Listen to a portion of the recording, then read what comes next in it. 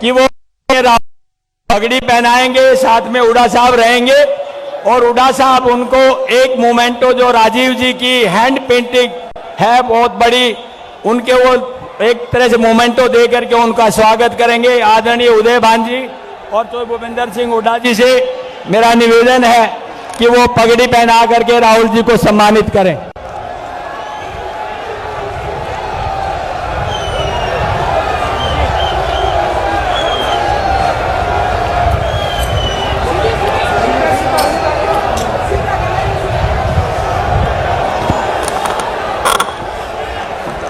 ये hand painting है राजीव जी की।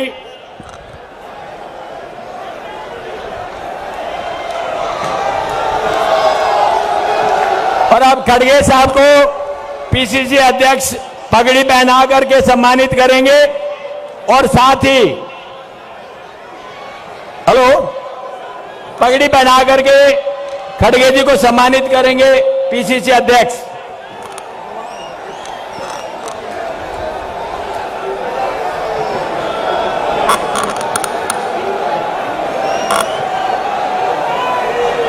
बाकी पगड़ी लेके आ जाए,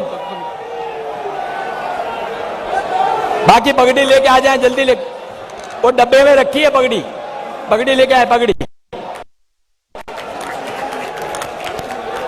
अब केसी वेणुगोपाल जी को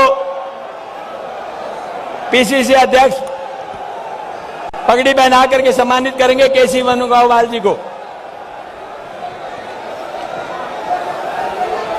दिग्विजय सिंह जी को पगड़ी पहना करके सम्मानित करेंगे पीसीसी अध्यक्ष।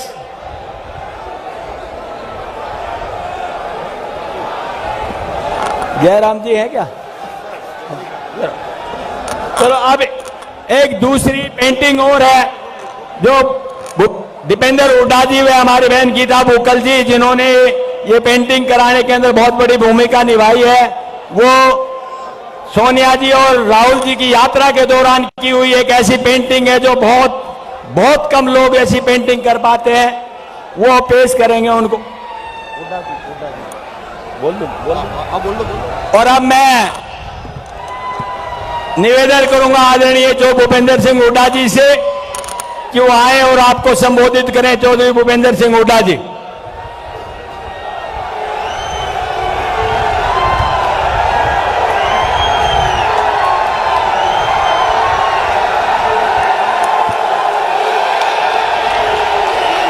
आदरणीय अखिल कांग्रेस कमेटी के अध्यक्ष खड़गे साहब और हमारे राष्ट्र के नेता राहुल गांधी जी, केसी वेणुगोपाल जी, शक्ति सिंह गोयल जी, हरियाणा प्रदेश कांग्रेस कमेटी के अध्यक्ष उदय भान जी और मध्य प्रदेश के पूर्व मुख्यमंत्री दिग्विजय जी और पुडुचेरी के पूर्व मुख्यमंत्री नारायण स्वामी जी और हमारे कर्नाटक से आए वहाँ के पीसीसी के अध्यक्ष डीके शिव कुमार जी, रणदीप सुरजेवाला जी, बहन शैलजा जी, दीपेंद्र जी व इस कार्यक्रम के संयोजक राव दान सिंह जी, सम्मानित मंच उपस्थित मेरे बुजुर्गों, नौजवान साथियों और पत्रकार बंधुओं, मेरी माता और बहनों, ये आज राहुल जी का और खड़गे जी का पानीपत की ऐतिहासिक भूमि पर आने पर मैं हार्दिक स्वागत करता हूं और धन्यवाद करता हूं। 3000 किलोमीटर चल के राहुल जी आज इस ऐतिहासिक भूमि पर पहुंचे हैं। ये पानीपत एक ऐतिहासिक शहर, ऐतिहासिक जगह है। महाभारत में पांडवों ने इसको बताया था। पानीपत, सोनीपत, बिलपत, बागपत और इंद्रपत, 5 पतों में से ये पानीपत एक पत है। और ये आपस के जो भाईचारे वाले समुदाय, चिश्ती समुदाय की जन्मभूमि, कर्म भूमि है कलंदर जी की।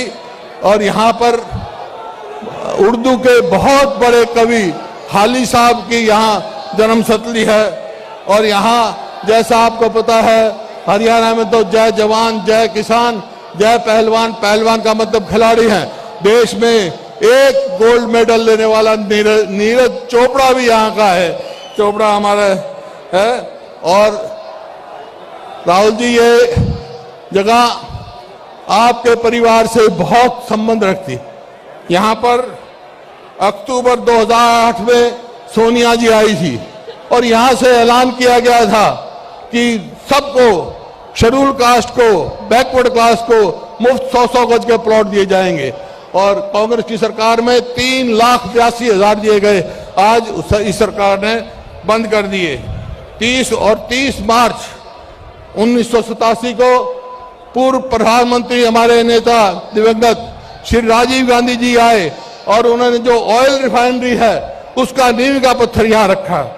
और 1978 में हमारी नेता श्रीमती इंदिरा गांधी यहां आई और जब 78 कांग्रेस बाहर हो गई थी तो यहाँ पानीपत के लोगों ने उनको नोटों में तोला था। यहाँ पानीपत में राजीव जी और 48 में महात्मा गांधी जी यहाँ आए। मैं एक बात कह सकता हूं कि ये पानीपत जो है, पानीपत में 3 युद्ध हुए, 1526, 1556 और 1600 में यहाँ युद्ध हुआ, 1761 में तीसरा। यहाँ जो युद्ध हुए, निर्णायक युद्ध हुए, ये फैसला ये नहीं किया उन्होंने कि कौन किसका पानीपत होगा, लेकिन इस भूमि में फैसला ये हुआ कि दिल्ली किसकी होगी। तो आज ये इतना जनसमूह जो खड़ा है और बहुत सारी हमारे ट्रैफिक रोक दिए गए हैं, ये आज खुद बता रहा है कि आने वाले समय में दिल्ली किसकी होगी। दिल्ली किसकी होगी? कांग्रेस की होगी आपकी दिल्ली।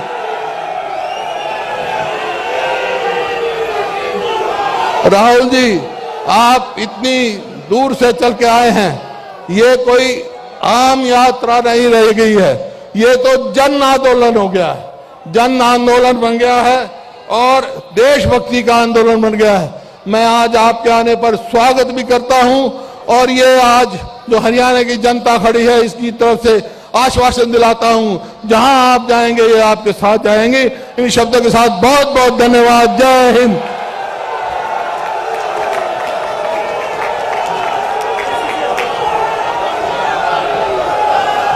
अब मैं निवेदन करूंगा पीसीसी अध्यक्ष श्री उदय भान जी से कि वो आए और आपको संबोधित करें और राहुल जी का स्वागत और अभिनंदन करें।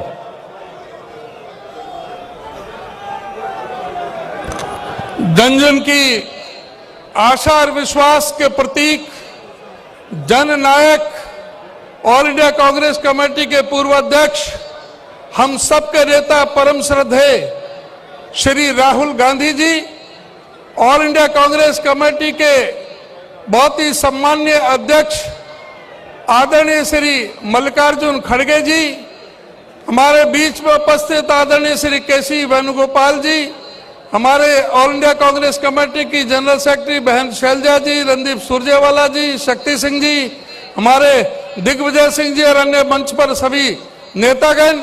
मैं आज की इस विशाल रैली में इस लाखों आदमी का जो जन समुद्र जो आपको देखने के लिए, सुनने के लिए उमड़ा हुआ है, मैं हरियाणा प्रदेश कांग्रेस कमेटी की तरफ से, हरियाणा प्रदेश की जनता की तरफ से आपका हार्दिक अभिनंदन करता हूं, आपका बहुत बहुत स्वागत करता हूं। आदरणीय राहुल गांधी से मैं सिर्फ यही कहना चाहूंगा, आज पूरे देश की जनता आपके नेतृत्व की तरफ देख रहा है। जिस तरह से मोदी जी को बेनकाब करने का काम किया है, हर मोर्चे पर, चाहे वो नोटबंदी थी, चाहे वो जीएसटी थी, चाहे चाइना का मामला था, चाहे वो और जो दूसरे जिस तरह से हमारे जो पब्लिक सेक्टर के दायरे जो कांग्रेस पार्टी ने खड़े किए थे, उनको एक एक करके बेचने का काम किया जा रहा है। जिस तरह से जो नरेंद्र मोदी कहते थे कि सौगंध मुझे इस धरती की, मैं देश नहीं बिकने दूंगा, आज जल थल नभ सब बिकाऊ हैं। आज हवाई अड्डे बेचे जा रहे हैं, आज हवाई जहाज बेचे जा रहे हैं, पनडुब्बी बेची जा रही हैं, रेलवे स्टेशन और रेलवे ट्रेन बेची जा रही हैं, आज बैंक और इंश्योरेंस कंपनी सभी का सौदा हो रहा है। आज उनको लिए आवाज उठाने का काम राहुल जी ने किया है और जो भी संवैधानिक संस्थाओं का जो अवमूल्यन हो रहा है उनके लिए आपने आवाज उठाई है, उसके लिए सारा देश आपका बहुत आभारी है। और आने वाला समय कांग्रेस पार्टी का है, आने वाला समय राहुल गांधी का है। राहुल गांधी देश के अगले प्रधानमंत्री होंगे। धन्यवाद। धन्यवाद अध्यक्ष महोदय। और अब मैं दो नारों के साथ में निवेदन करूंगा आदरणीय मल्लिकार्जुन खड़गे साहब से, जो कांग्रेस अध्यक्ष हैं, कि वो आएंगे और आपको संबोधित करें। उससे पहले कांग्रेस पार्टी, कांग्रेस पार्टी, राहुल गांधी, राहुल गांधी, जोड़ो जोड़ो, जोड़ो जोड़ो, जोड़ो जोड़ो, जोड़ो जोड़ो, जोड़ो जोड़ो। आदरणीय खड़गे साहब।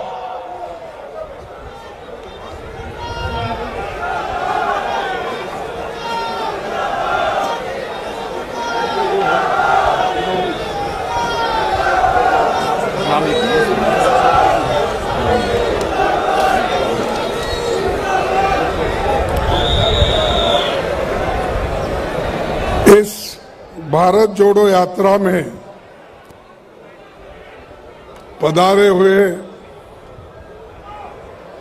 सभी नेतागण और हमारे नेता और इस देश के चाहता और कांग्रेस पार्टी को जो नई दिशा और एक नया जोश सब में जो लाए हैं श्री राहुल गांधी जी, मंच पर बैठे हुए केसी वेणुगोपाल जी, शक्ति सिंह गोयल जी, उदयभान सिंह अध्यक्ष जी और भूतपूर्व मुख्यमंत्री श्री भूपेंद्र सिंह हुड्डा जी, दिग्विजय सिंह जी, शैलजा जी, रणदीप सिंह जी, दीपेंद्र सिंह हुड्डा जी, डीके शिव कुमार जी, किरण चौधरी जी और यहाँ पर मंच पर बैठे हुए मेरे पूरे साथियों और यहाँ जमा हुए भाइयों बहनों, युवा मित्रों, मेरे किसान भाइयों, आज की ये यात्रा, भारत जोड़ो यात्रा, पानीपत में इतनी विशाल सभा हो रही है। ऐसी बड़ी सभा जो आयोजन किए हैं उस तमाम कांग्रेस पार्टी के नेताओं को मैं अपना धन्यवाद देता हूं। और ये पानीपत, हमने इतिहास में पढ़ा है कि पानीपत में हमेशा युद्ध होते रहे और यहाँ से हमेशा होते रही, और ये भूमि का गुण है कि लड़ाई करना और जीतना। वैसा ही आज भारत जोड़ो की जो लड़ाई है और हमारे नेता राहुल गांधी जी जो पादयात्रा अब तक 3000 किलोमीटर तक पूरा किए हैं और आगे अभी 300-400 किलोमीटर बाकी है, वो जल्द से जल्द कंप्लीट होगा और जम्मू और कश्मीर में जाकर वहां पर तिरंगा झंडा फैलाएंगे। और ये उनका ये साहस और उनका ये धैर्य देखकर सबको अचंभा हुआ है।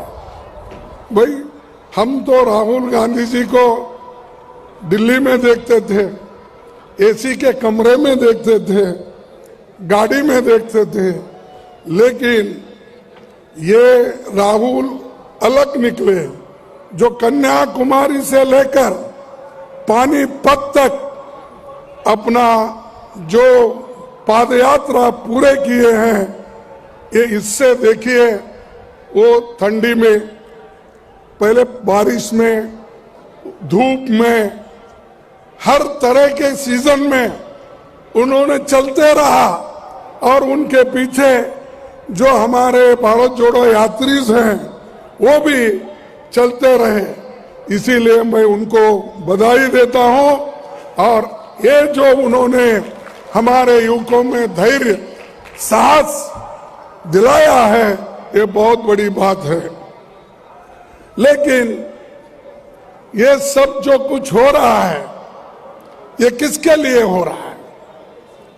कि जनता को जो पीड़ा हो गई है और जनता का जो पीड़ा है उसको दूर करने के लिए, जैसा कि आज महंगाई बढ़ी है, महंगाई इतनी ऊपर चले गई है कि उसको सरकार नीचे लाने की कोशिश ही नहीं कर रही, क्योंकि उनको फिक्र नहीं है।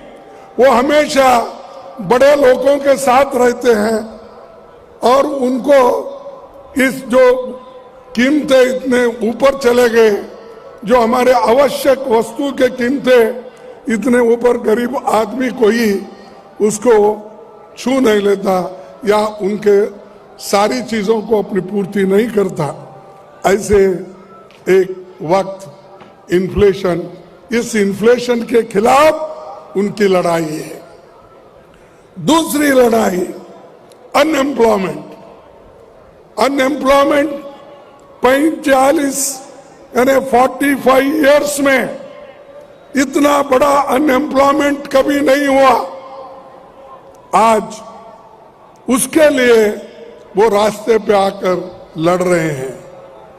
आज देखिए हर जगह युवा डिग्रियां लेकर बहुत से engineers, doctors, MBA, MA, BA, BEd होकर रास्ते पे गिरे हुए हैं।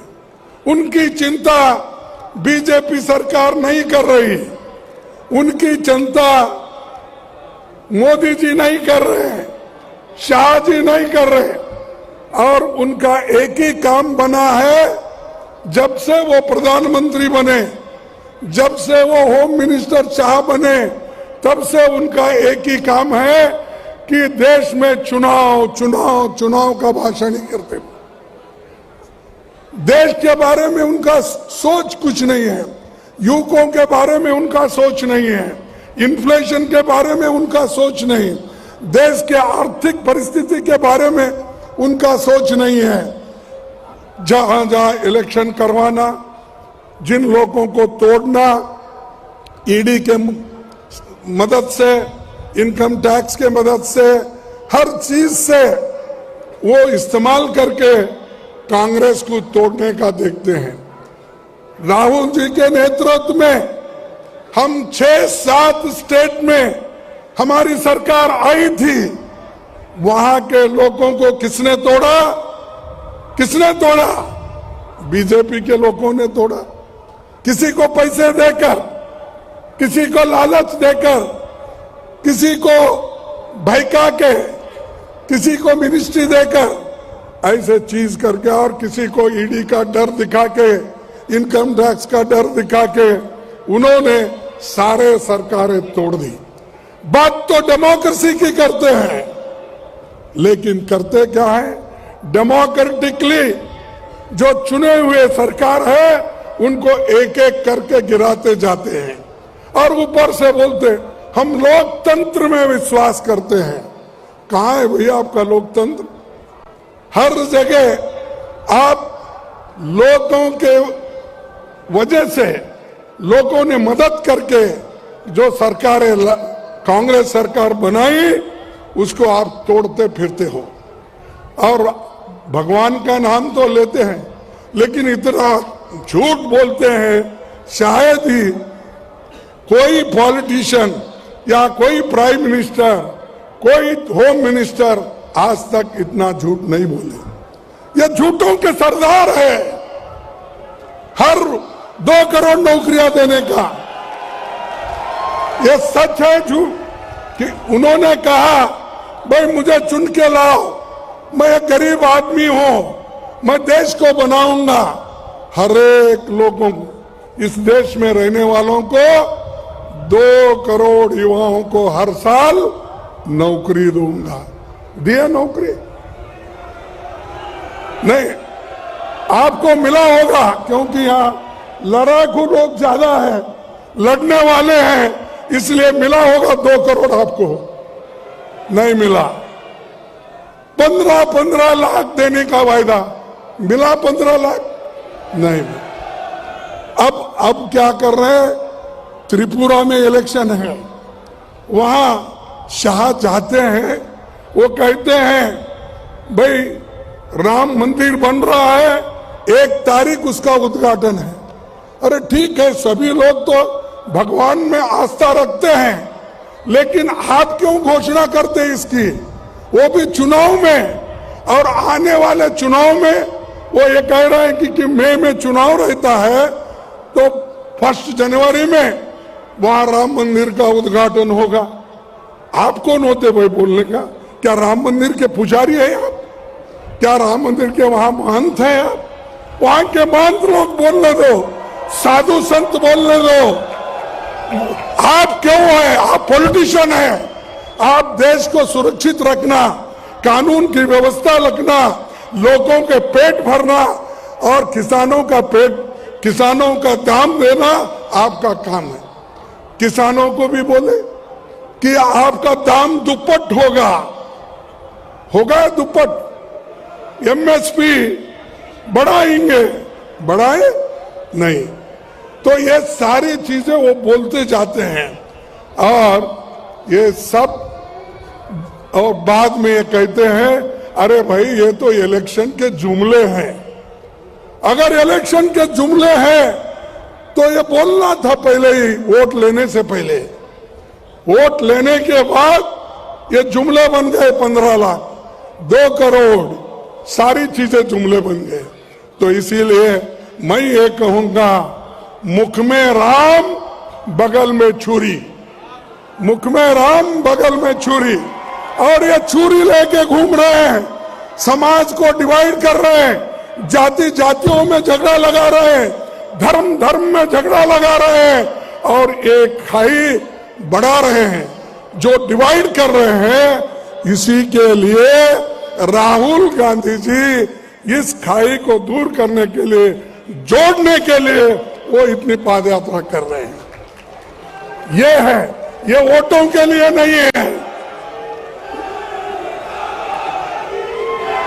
ये वोटों के लिए नहीं है, ये देश के हित के लिए है, आपके हित के लिए है, किसानों के हित के लिए है, युवाओं के हित के लिए है, महिलाओं के हित के लिए है, दलितों के हित के लिए है। ये जो कर रहे हैं वो, लेकिन वो क्या कर रहे हैं?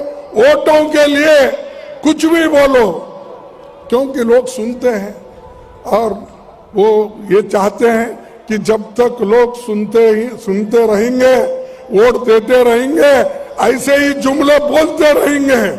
ये उनका एक वादा है और उसी से निभाने की कोशिश कर रहे हैं। मैं एक बात कहूंगा कि भाई ये कभी भी, एक कवि ने कहा है, क्या कहा है, मैं उस लेखक का एक सेंटेंस यहां पर उच्चारण करूंगा। था तुझे गुरूर अपने लंबे होने का ए सड़क, था तुझे गुरूर अपने लंबे होने का ये सड़क, राहुल के हौसले ने तुझे पैदल की नहीं नाप दिया। था तुझे गुरूर अपने लंबे होने का ये सड़क, सड़क बोल रही थी मैं इतना लंबा हूं, और वो उस पे गुरूर था उसको, लेकिन राहुल के हौसले ने तुझे पैदल ही नाप दिया, चल के ही नाप दिया। तुम कितने लंबे हो मैं देखता हूं। तो कन्याकुमारी से कश्मीर तक वो चलते जा रहे हैं, और हम सबको उनके मदद में, उनके सपोर्ट में आना चाहिए।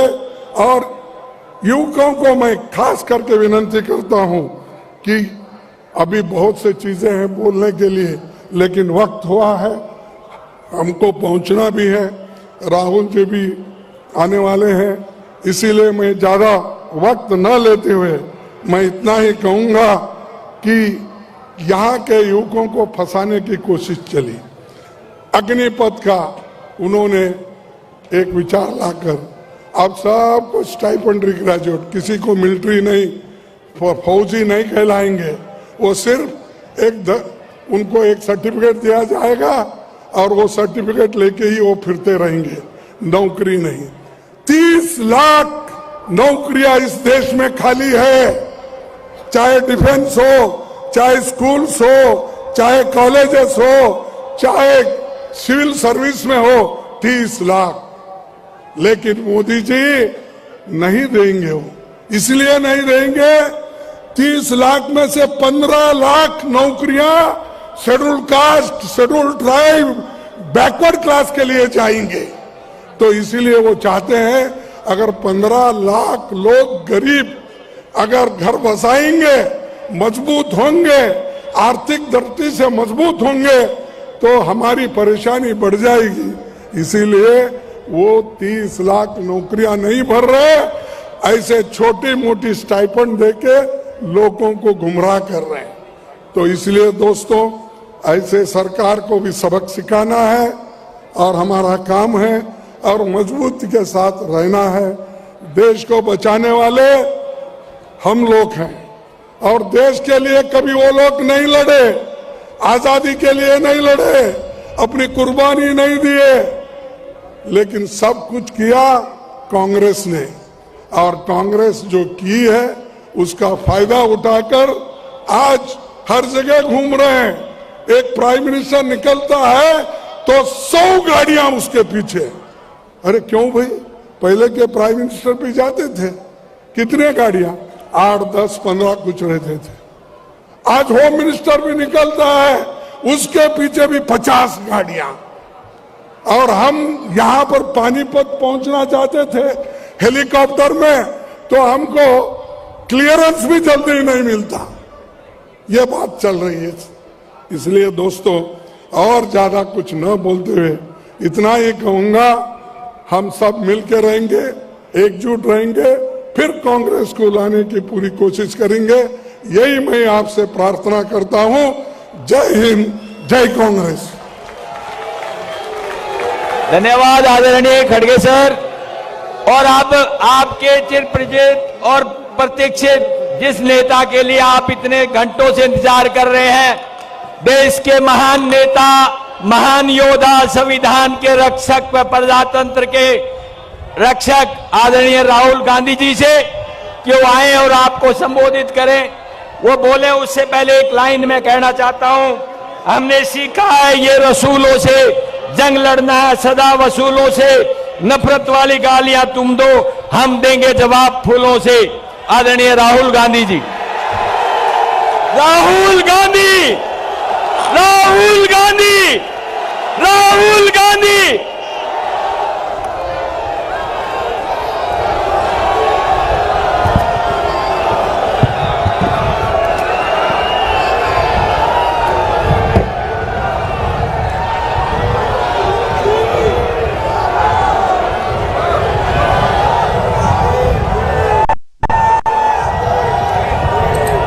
खड़गे जी, केसी वेणुगोपाल जी, शक्ति सिंह जी, उदयबान जी, भूपिंदर हुड्डा जी, कुमारी सैलजा जी, रणदीप सुरजेवाला जी, दीपेंद्र हुड्डा जी, दिग्विजय सिंह जी, डीके शिव कुमार जी, नारायण स्वामी जी, स्टेज पे कांग्रेस पार्टी के सब वरिष्ठ नेता, हमारे प्यारे कार्यकर्ता,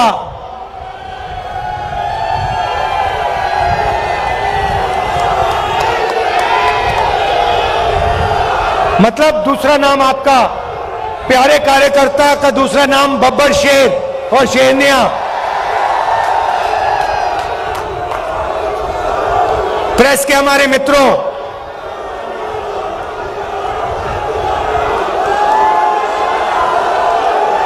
भाई और बहनों, आप सबका यहां बहुत बहुत स्वागत। नमस्कार।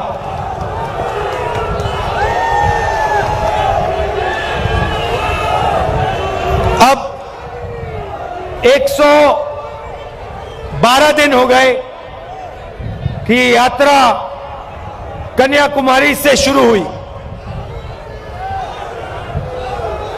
और आज यहां पानीपत में ऐतिहासिक हिस्टोरिकल जगह में आज हम यहां सुबह चले हैं। आपने इतना प्यार दिया, बहुत जबरदस्त स्वागत किया आपने, और आप हजारों लोग हमारे साथ चले, इसके लिए मैं आपको दिल से धन्यवाद करना चाहता हूं।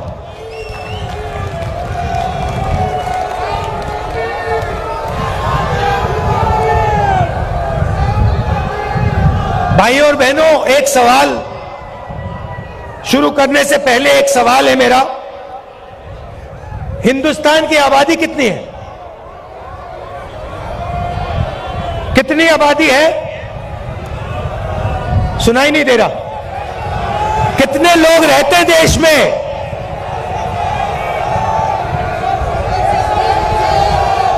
कितने?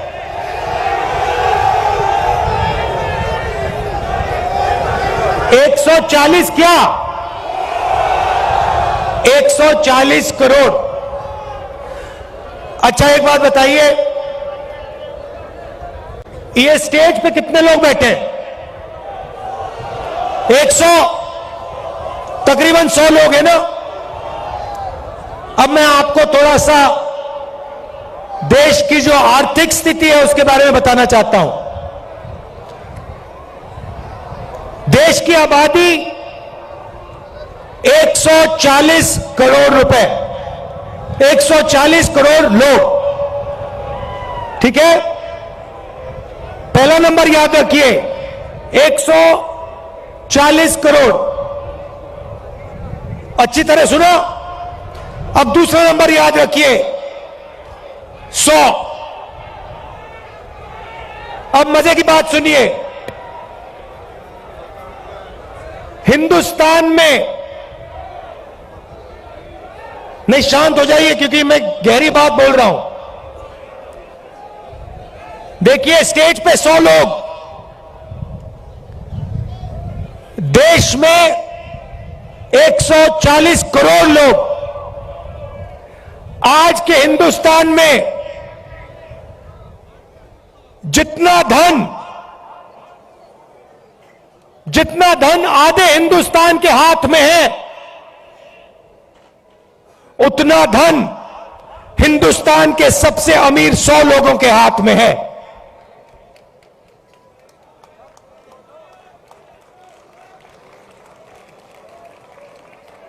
जितना धन आधे हिंदुस्तान के पास है, उतना धन हिंदुस्तान के सबसे अमीर 100 लोगों के हाथ में है।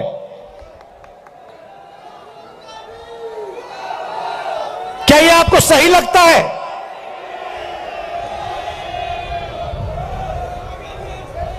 क्या आपको इसमें न्याय दिखाई देता है?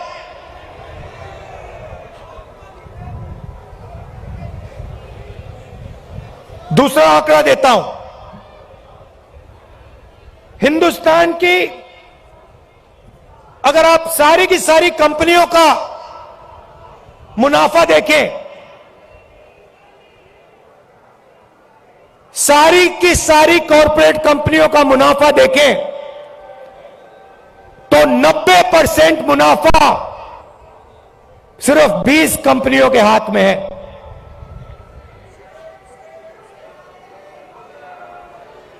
मतलब 90% मुनाफा 20 कंपनियों के हाथ में, और इस देश का आधा धन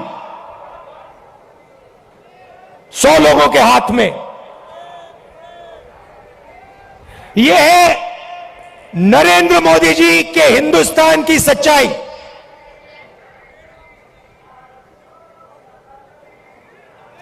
दो हिंदुस्तान बन गए हैं।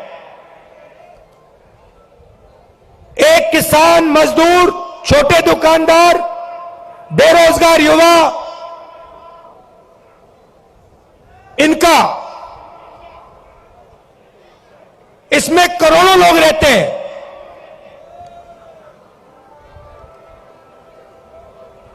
और दूसरा हिंदुस्तान 200-300 लोगों का हिंदुस्तान, 200-300 लोगों के हिंदुस्तान के पास पूरा का पूरा धन, आपके पास कुछ नहीं।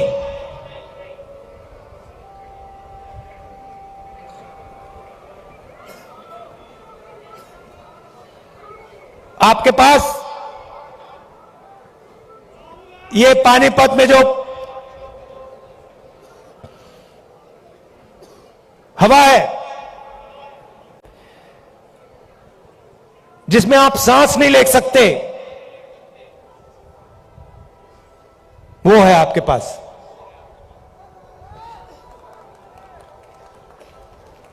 ताली बजा रहे हो भैया, कैंसर है ये। आपको भी हो रहा है, सबको हो रहा है। अच्छा, पहले क्या था? पहले ये जो आपका शहर है, स्मॉल और मीडियम इंडस्ट्री का सेंटर था। यहां पे हजारों छोटे बिजनेस चलते थे,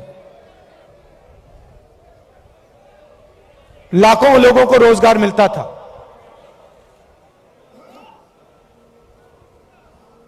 और फिर नरेंद्र मोदी जी ने नोटबंदी की, गलत जीएसटी लागू की,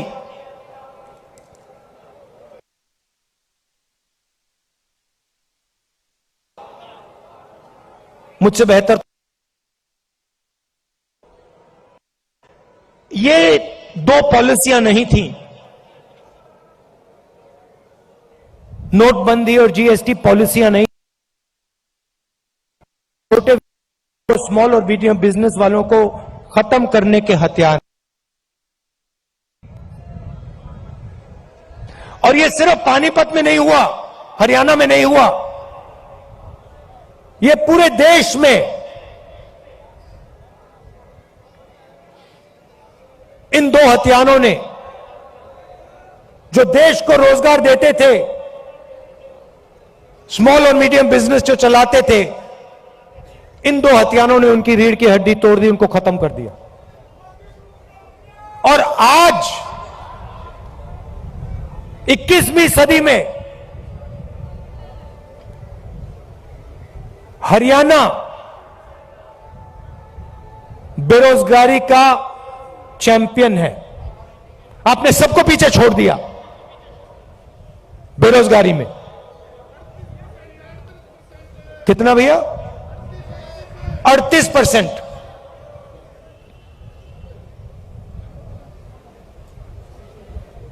खुशी की बात नहीं,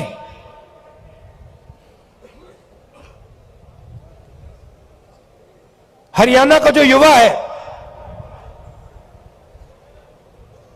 युवा शक्ति है, सारी की सारी जाया हो रही है।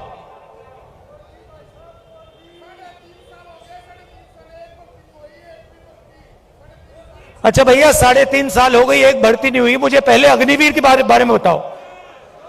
ये अग्निवीर योजना मुझे पहले समझा दो, ये है क्या?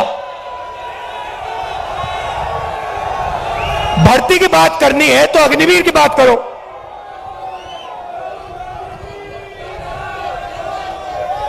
ये कहते हैं, पहले कहते हैं हम देशभक्त हैं,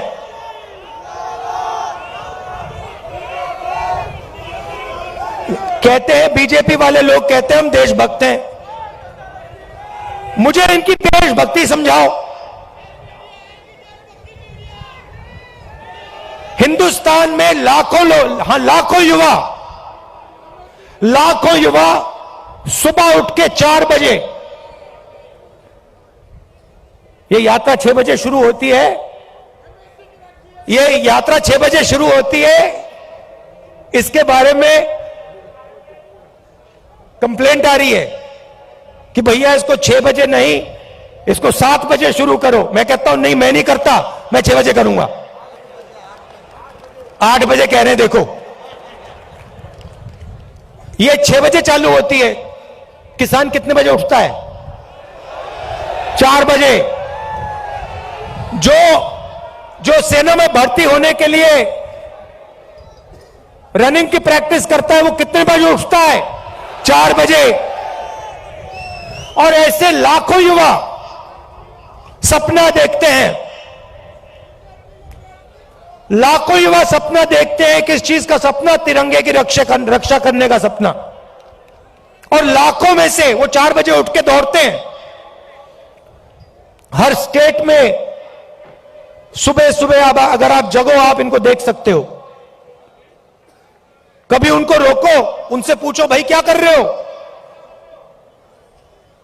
वो ये नहीं कहेंगे कि हम सेना में जाने की तैयारी कर रहे हैं।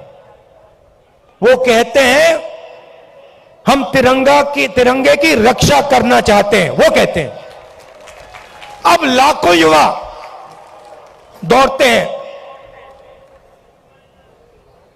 हर स्टेट में 4 बजे सुबह।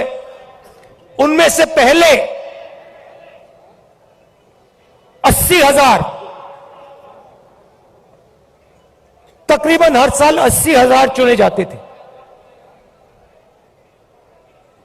कोई अरुणाचल जाता था, कोई जम्मू कश्मीर, कोई राजस्थान, कोई लद्दाख, कोई ठंड में, रेगिस्तान में, बारिश में अपनी पूरी की पूरी जिंदगी बच्चे, परिवार, माता पिता, सब कुछ परे करके, छोड़ के बॉर्डर पे जाके खड़ा हो जाता था।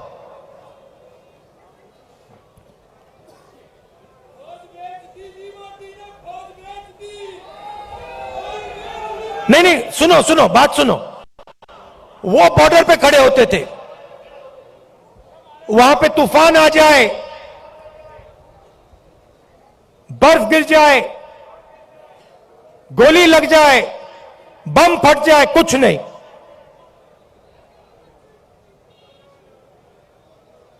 देश के लिए, अपना खून देने के लिए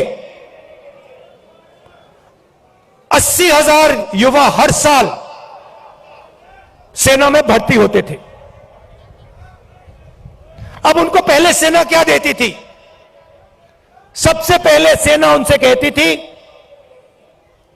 देखो एक दिन ऐसा आ सकता है जब आपको हिंदुस्तान के लिए लड़ना पड़ेगा, शायद आपको शहीद होना पड़ेगा, मगर हम आपको एक बात की गारंटी देंगे कि दुनिया में सबसे बेहतर ट्रेनिंग हिंदुस्तान की सेना को, वायुसेना को, नेवी को हम देंगे। यह पहला वायदा हुआ करता था। यह पहला वायदा हुआ करता था उन 70,000 युवाओं।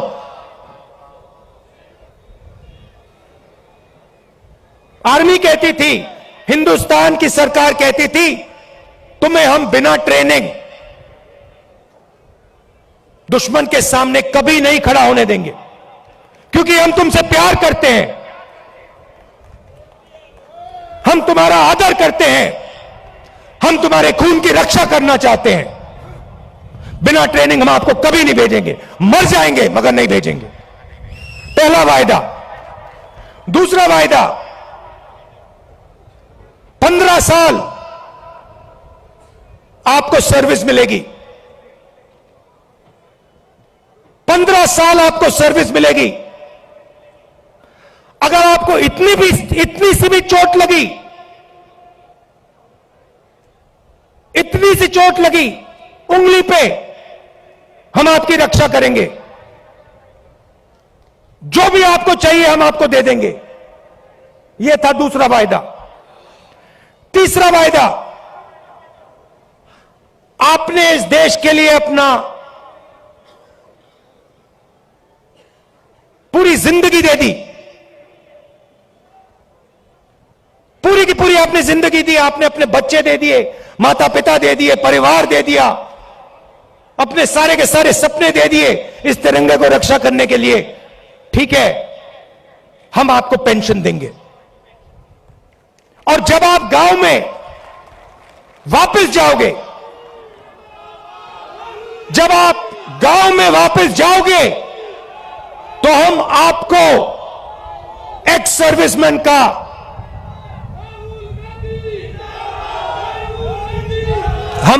एक्स सर्विसमैन कह के हम आपको गांव भेजेंगे कि आपको वहां पे, चाहे आप शहर में रहो चाहे आप गांव में रहो, जब हिंदुस्तान की बाकी जनता आपकी ओर देखे, वो कहे कि इस व्यक्ति ने वो किया जो मैंने नहीं किया, इस व्यक्ति ने अपनी जिंदगी इस देश को दी, अपना खून इस देश को दिया, अपने सपने इस देश को दिए, और इसीलिए मैं इस व्यक्ति का आदर करूंगा, इसका रिस्पेक्ट करूंगा। ये 3 वायदे हिंदुस्तान की सरकार, हिंदुस्तान की जनता अपनी सेना, अपनी वायुसेना और अपनी नेवी के हर व्यक्ति को देती थी।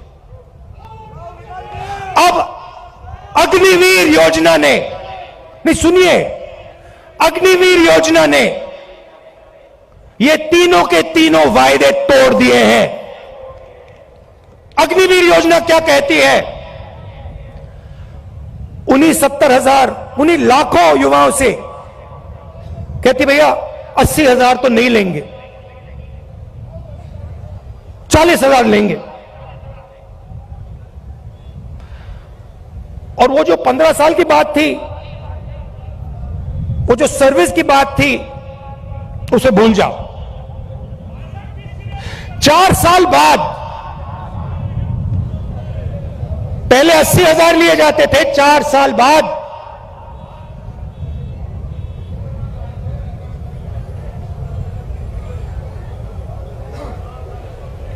4 साल बाद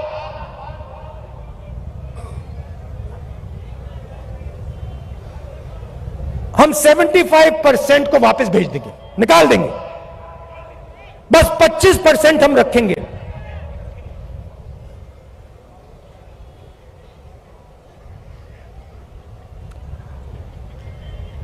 %25 को हम रखेंगे, बाकी को हम छोड़ देंगे। आप लोग जाइए,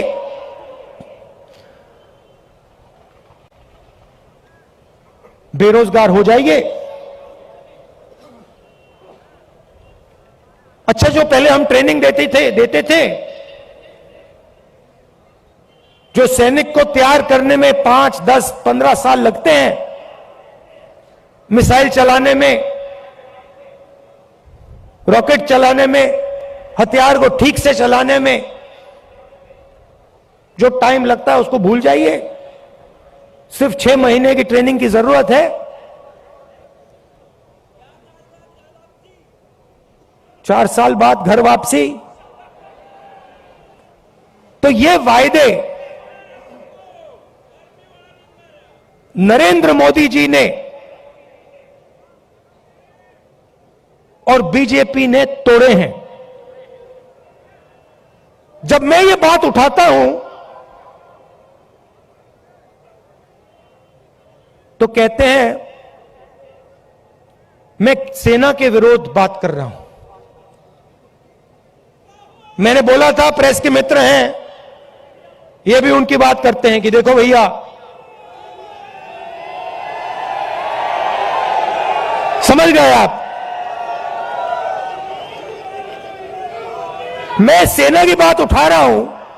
मैं कह रहा हूं कि 15 साल आप सर्विस देते थे, 80,000 युवाओं को देते थे,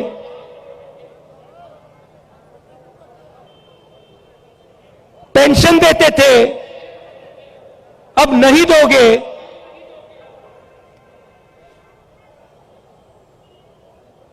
पहले ट्रेनिंग देते थे, सालों के लिए ट्रेनिंग देते थे, अब 6 महीने की ट्रेनिंग दोगे। अग्निवीर योजना वो लाए और मैं सेना के खिलाफ बात कर रहा हूं। मैं सेना की रक्षा कर रहा हूं, मैं सेना का आदर कर रहा हूं।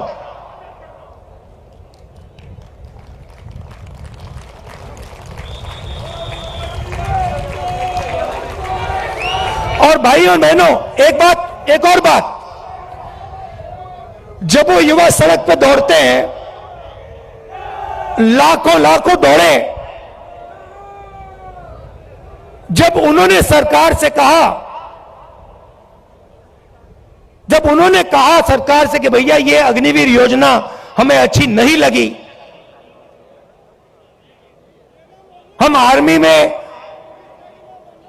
देश की रक्षा करना चाहते हैं, तो फिर सरकार ने क्या किया आप जानते हो? सरकार ने कहा कि इनके अगर चेहरे कैमरा पे आ गए, जो धरना दे रहे थे, अगर इनके चेहरे कैमरा पे आ गए तो इनको कोई सरकारी नौकरी नहीं मिलेगी। और धमकाया उनको कि बाहर मत आओ, अग्निवीर के बारे में सच्चाई मत बोलो, नहीं तो तुम्हें सरकारी रोजगार नहीं मिलेगा। मैं चला हूं, 3000 किलोमीटर चला हूं, वो सारे के सारे युवा मुझसे मिल रहे हैं, सारे के सारे कह रहे हैं कि हमारा सपना तोड़ दिया, हमारा भविष्य बर्बाद कर दिया। छुपाई नहीं जा सकती बात। हरियाणा 10%, सेना को 10% हरियाणा लोग देते हैं, आप देते हो। हरियाणा का हर युवा जानता है, अग्निवीर का मतलब हर युवा जानता है, हर सैनिक जानता है।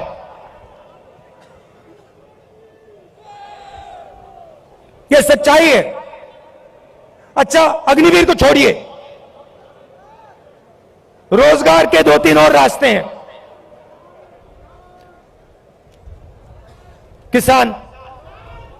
किसान के लिए अग्निवीर योजना, वो 3 काले कानून थे। जो सेना के लिए अग्निवीर है, वो किसानों के 3 कानून थे। सारे के सारे किसान खड़े हो गए, काले कानूनों के खिलाफ खड़े हुए। आप सब खड़े हुए, हम खड़े हुए, याद है आपको? और जब किसान खड़े हुए, नरेंद्र मोदी जी ने क्या कहा? गलती हो गई, मुझसे गलती हो गई, नरेंद्र मोदी जी कहते हैं, गलती हो गई। किसान सर्दी में, ठंड में बाहर बैठा था, बारिश में किसान बाहर बैठा था, तब आपको गलती नहीं दिखी। 1 साल लग गया आपको गलती पहचानने में। 700 शहीद हो गए। किसानों को उग्रवादी बताया था, यह सच्चाई है। नहीं भैया, देखिए, चाय बेचने वाले बहुत जानते हैं, चाय बेचने वाले बहुत कुछ जानते हैं।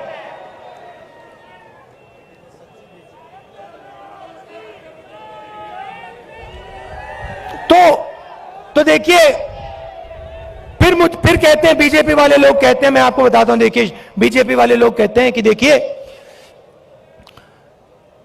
ये जो यात्रा है, इसका क्या फायदा है?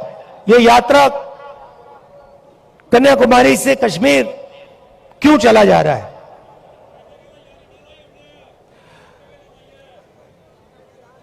भारत जोड़ो यात्रा क्यों की जा रही है? मैं आपको बताता हूं।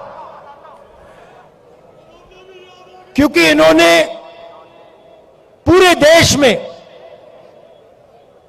डर और नफरत फैलाने का काम किया है। जहां भी ये जाते हैं, चाहे वो नोटबंदी हो, गलत जीएसटी हो, इनकी सब योजनाएं डर फैलाती हैं। डर फैलाते हैं और फिर उस डर को नफरत में बदल देते हैं। तो सबसे पहले भारत जोड़ो यात्रा ने इस नफरत के खिलाफ, डर के खिलाफ एक दूसरा रास्ता दिखाया है। इस यात्रा में कोई नफरत नहीं है, आपको नहीं दिखेगी, ढूंढ लो। यहां पे सब हिंदुस्तानी चल रहे हैं, हिंदू, मुस्लिम, सिख, ईसाई, सब, हर जात के लोग, हर धर्म के लोग, हर भाषा बोलने वाले लोग एक साथ चल रहे हैं, प्यार से चल रहे हैं, मोहब्बत से चल रहे हैं। कोई गलत बात नहीं बोल रहा है। कोई गिरता है तो कोई सवाल नहीं पूछता, भैया तुम्हारा धर्म क्या है, तुम्हारी जात क्या है, ना, एकदम उठा देते हैं, मदद करते हैं। सारे रास्ते में, हर स्टेट में जब हमारे लोगों को चोट लगती है, कोई ना कोई उनकी मदद करता है। आम जनता खाना देती है, पानी देती है, मदद करती है। ऐसा हिंदुस्तान हमें चाहिए। मैंने बोला, उन्होंने पूछा क्या कर रहे हो? आपके नफरत के बाजार में मोहब्बत की दुकान खोल रहा हूं।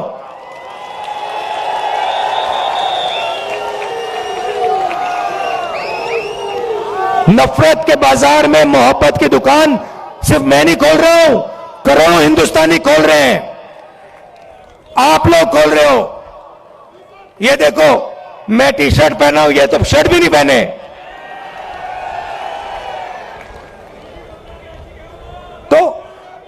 तो इस यात्रा ने नफरत को मिटाने का काम किया है। मेरे पास कुछ दिन पहले एक आदमी आए मेरे साथ, चले, कहते हैं राहुल जी मैं आपको कुछ कहना चाहता हूं। मैंने कहा क्या? कहता है मेरे भाई के साथ मेरी लड़ाई थी, सालों उससे मैंने बात नहीं की, आपकी यात्रा आई, मैंने कहा क्यों ना मैं अपने भाई से बात करूं। और मैंने अपने भाई को फोन लगाया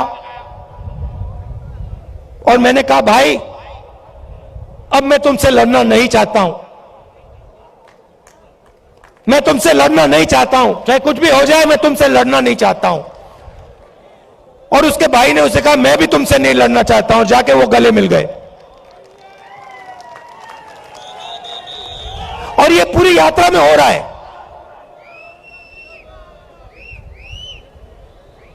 बहुत सारे लोग मेरे पास आए, मेरा पुराना मित्र था, उससे मैं लड़ गया, मैंने उससे दोस्ती कर ली। मेरा भाई था, मैंने उससे दोस्ती कर ली। तो सचमुच में ये यात्रा भारत को जोड़ने का काम कर रही। वो मीडिया नहीं दिखाती भैया, भैया कैसे दिखाएंगे बेचारे। भैया एक बात बताओ, भैया एक बात बताओ, आप देखो, आप समझो बात। आप कभी घोड़े पे बैठे हो ना, घोड़े पे लगाम होती है ना, अगर आप लगाम को इधर करोगे तो उधर जाएगा ना वो, अगर उधर करोगे उधर जाएगा ना वो। लगाम लगी हुई है भाई, वो कभी इधर खींचे वो उधर भाग जाते हैं, कभी उधर खींचे उधर भाग जाते हैं। मगर एक बात है, घोड़े के ऊपर मोदी जी की फोटो जरूर दिखेगी, वो तो दिखेगी। तो भैया अब बेचारे के ऊपर लगाम लगा हुआ है, वो क्या करें, उनकी गलती नहीं है, इनको भी जीना है, खाना खाना है, बच्चों की देखभाल करनी है, करनी तो है ना, सही बात है। तो ये देखो, ये मुस्कुरा रहे हैं, देखो ये मुस्कुरा रहे हैं, कह रहे हैं हाँ भैया बात सही, भैया को कह रहे हैं, देखो बोल रहे हैं हाँ बात तो सही की। तो हम समझते हैं कि आपके ऊपर आपके लगाम लगा रखी है, और हम जानते हैं कि हम जानते हैं कि आप सच्चाई को पहचानते हो, सच्चाई बोलना चाहते हो, मगर मुश्किल है, चलता है, हो जाएगा काम।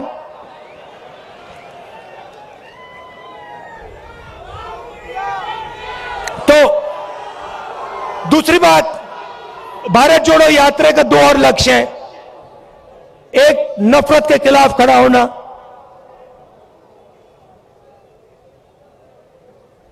एक हिंदुस्तानी को दूसरे हिंदुस्तानी से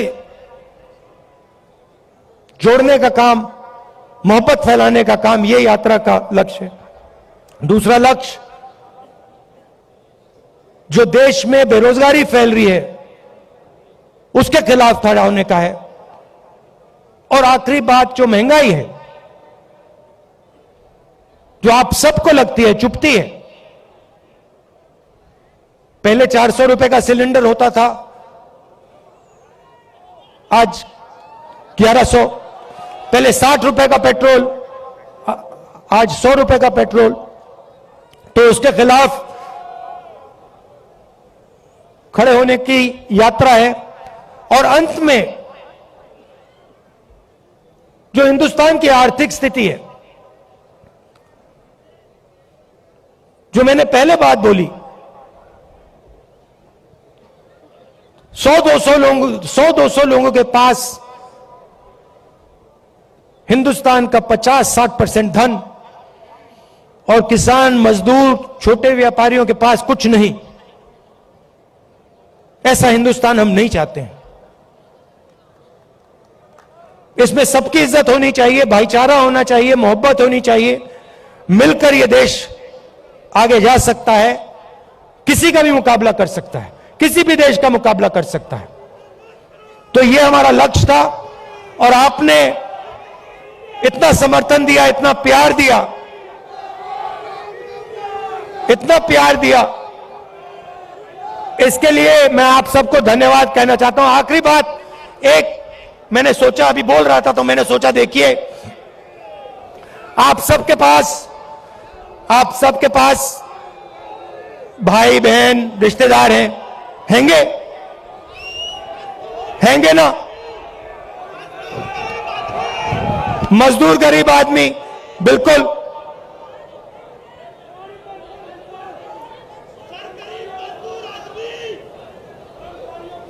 उस गरीब मजदूर आदमी के बारे में, उसके बारे में बोलूं,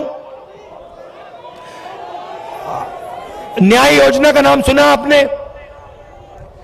2019 में हम एक योजना लाना चाहते थे, न्याय योजना। हर गरीब व्यक्ति के बैंक अकाउंट में 72,000 रुपए साल के सीधा बैंक अकाउंट में, गरीब मजदूरों के बैंक अकाउंट में, गरीब किसानों के बैंक अकाउंट में, सबके बैंक अकाउंट में। तो अगर हमारी सरकार आएगी तो हम ये योजना लाएंगे। हां, तो आप सबका दिल से धन्यवाद करना चाहता हूं। और देखिए,